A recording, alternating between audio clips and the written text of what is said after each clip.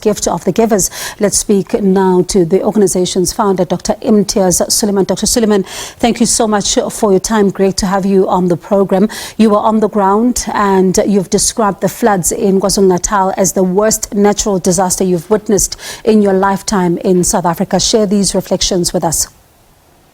Good evening, Bongi. Yes, we've had the floods of 2019. And we were active in those. We've seen the other disasters in the country. We've seen the floods in Ndamsane, East London, but nothing has been as destructive as this flood. The 2019 one, we knew it was big because it happened at the same time as Cyclone Idai, which caused huge destruction in Mozambique, Malawi, and Zimbabwe. But in this one, yes, the other ones, they've had bridges destroyed. Yes, they had roads destroyed in 2019. Yes, formal homes were destroyed, and also informal homes were destroyed, but not to the scale that we've seen in this flood of 2021 and 22. And there are several factors. One is we've never seen containers flow on the highway ever before. It means the force of that storm, of that rain, was huge. In a place in Tonga, the Sandsfield, we were told that the water rose 8 meters in 45 minutes and affected 60 houses and people alongside there. That kind of effect all over. It displaced thousands of people. It's almost 13 to 14,000 houses affected. 40,000 people homeless. That's never happened before. It's probably even more than that. Losing 435 people, and to me that's even far more than that, because we have a count of 240 people missing up till now from last week Tuesday. So the death toll is far higher than that. And we've never had infrastructure destroyed to the point we've had it previously. Yeah, the water level plants have been destroyed in most of Durban, in Tonga. And besides having the effect of the flood, we are now dealing with the absence of water in several areas where the plants have been seriously affected. The damage to hospitals is 200 million rand. The damage to schools, 62 schools. And thousands of informal settlements are affected. So the destruction, and more than anything else, which hasn't been counted for, is the psychological, the emotional effect and the trauma on people who saw their family members washed away, and the force with which the water came. People described it as a very, very angry sea, the way the water came up so quickly. And when you got there with your team to try and assist, given the scale of devastation you've just described, I wonder how difficult was it to decide where to begin? That wasn't difficult, because we got the first call from Tonga at 5 a.m. on Tuesday morning, the day immediately following the heavy rain. And the call was, it was a very somber call. We were told, you were here last week on the 1st of April at that time, and you had delivered food parcels to families in Fairview Heights. And one of the ladies you gave a food parcel to, she and 3 of her grandchildren have been washed away in their car. So the teams decided to start there, but it wasn't easy to get there because of the water and the roads and the debris and the difficulty. But they eventually got there. And when they got there, the granny and 2 of the children were found. The 3rd child was found much later in the day.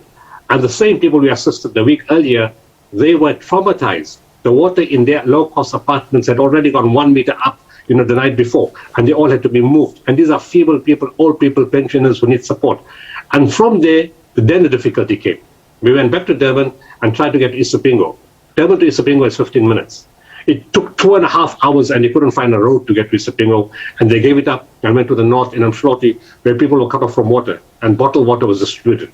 And of course, each day, it became a little easier to get to the other areas, but the destruction and the pain and the suffering and the sorrow was something that was very, very huge, and it still is right till now.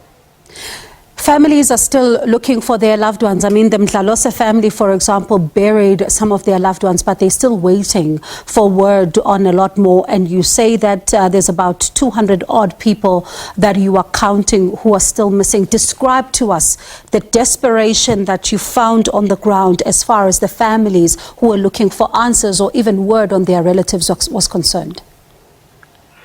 That's the other thing about, this flood being different from the other damages. When the teams went on the ground, we don't normally get people telling us, there's a person missing here or a person missing there.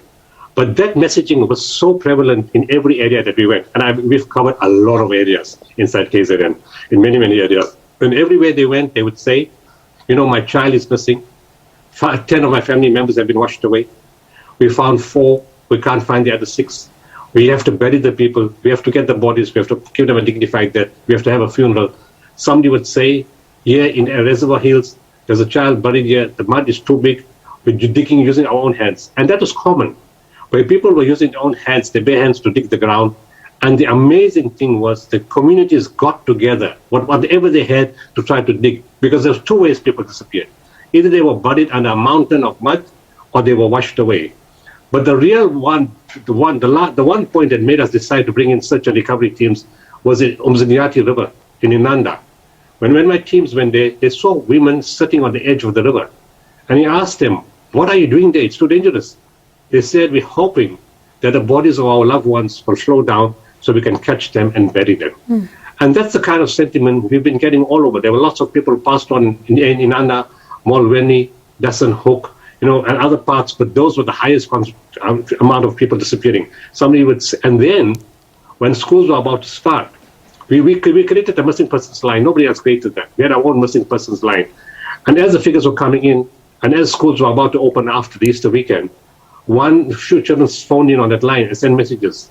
They said, "Can you please speak to the government to delay the opening of the schools? How can we as children go to school when we can't find our brother, we can't find our mother, we can't find our sister?" I was in Phoenix this week, and one of the schools I went to, there's 150 children who haven't turned up to school. And I asked them, "Did you try to trace them?" They said, "We managed to find only a few family members. We stopped the kumis outside that normally brings them. Nobody knows. And we're not sure if they're missing, or they're not coming, or they're looking for relatives, or something happened to them." And that's worrying. And I don't know how often, in how many other schools, that picture is prevalent. So are more children missing? Are more people missing? We don't know. But to answer your question, it was just sadness everywhere. And one other sad story. A lady said, "I went to the mortuary. I couldn't retrieve my son because there's no water to wash in the mortuary, so all the bodies are lying on the floor." This is the indignity and the trauma and the pain that people are going through. Dr. Sooliman, right at that, I mean, it's very difficult for us to even hear here in studio as you are describing, and you were on the ground with your team members. You've worked on many disasters, and really the scale of what you're describing now is difficult to even fathom. Did any of this take a toll on your team members or you while you were trying to do this work on the ground, and how did you cope? Well, the team member who spoke to the ladies on Umzingati River, he was very moved by that, and when he told other members in the office, they were also touched by that situation. But it's not something we haven't done before. In my case, I'm different. It's very difficult to explain. I'm emotionally detached. I don't get attached to any situation or any people. I'm doing this for 30 years. I've been to the worst crises in war zones, in earthquakes, in hurricanes. It's difficult to explain, but nothing moves me. I practice what is called emotional distancing. Everybody can't do that. It's very difficult to do that, but I've achieved that doing this for 30 years. But some of my team members, of course, were affected by what they saw, but even they didn't see it just by hearing it. But fortunately, we're there to support each other, and they go back into the field. And they go back more motivated, because they want to help more people and assist people and comfort people. And on Easter Sunday, when we said you guys are having burnout, because it's Ramadan, and our teams have been working before Ramadan and during Ramadan, because we have a lot of projects in that time. And then Easter Sunday, we said, you guys can take off. We don't want you guys coming half dead in the rest of the week. And within 2 or 3 hours of the morning that they were off, they called back, they said, "We can't take off. There's just too many people in need, and we're getting too many calls." And at that point, the calls were pouring in for water because of the water plants not working and the pipes washed away. So that whole Sunday was dedicated to distributing water to hospitals, to clinics, to communities, and whoever needed it. And the teams just went to work. And even though the picture does affect them at times, it motivates them to work even harder. All right, Dr. Sooliman, thank you so much for sharing your reflections with us. Of course, as you say, it will take a while, for KZN to rebuild, and this is something that officials have even said as well. That was Gift of the Givers founder, Dr. Imtiaz Sooliman.